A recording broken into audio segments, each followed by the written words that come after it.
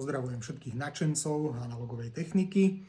Prišla mi krásna kamera Bolex 8, nie 16. O chvíľočku vysvetlíme rozdiel v tom, že aká je 8 a 16 aj s manuálom. Keďže som ju kúpil z Talianska, manuál je v taliančine, ale dnes nie je problém si ten manuál buď umelou inteligenciou dať preložiť do akéhokoľvek jazyka, alebo stiahnuť na internete a manuál máte ku kamere úplne bez problémov.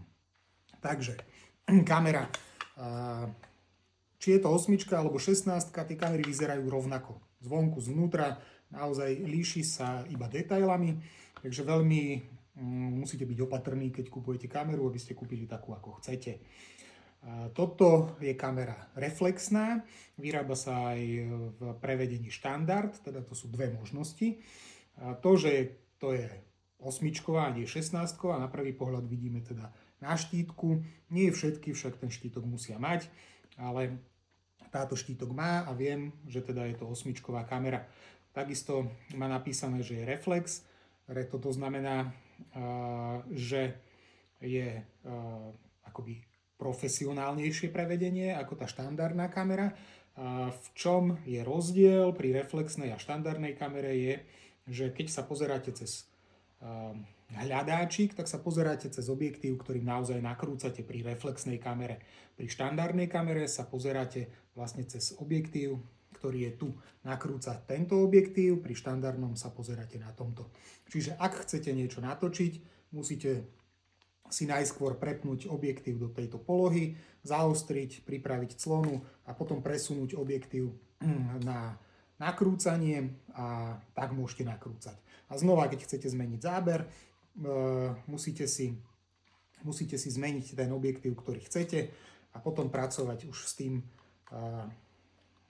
tým, že ho presuniete. Pri reflexnej kamere toto robiť nemusíte, pretože reflexná kamera má vnútri v tele systém zrkadiel, ktoré sú urobené tak, že sa pozeráte vlastne naozaj cez objektív, ktorým nakrúcate.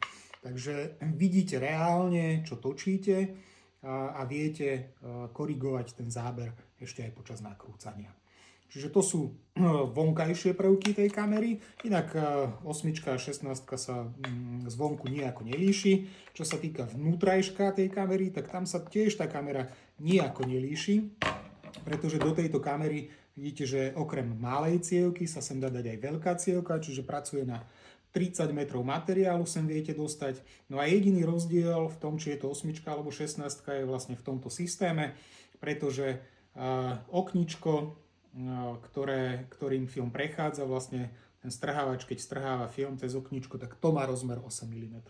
Pri 16 mm kamere má rozmer 16 mm, čiže naozaj na prvý pohľad nezistíte rozdiel v tom, že či je to 8 alebo 16. Takže keď plánujete kúpu takejto kamery a chcete 16, treba dávať pozor, aby ste tú 16 naozaj kúpili. Čiže nekupujem všetko, čo je najlacnejšie a prvé, čo vidím, ale zistujem o tom produkte, čo potrebujem. Ja som chcel 8, toto je vlastne 2x8, čiže vie pracovať s filmom, ktorý je akoby 16 mm, ale na rozdiel od 16 mm zase ten rozdiel medzi 16 a 8 mm je v tom, že aj kazeta 30 metrová s 2x8 má inú perforáciu ako 16 mm film.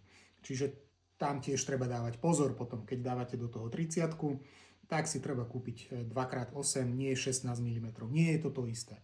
Perforácia na tých filmoch je trošku iná.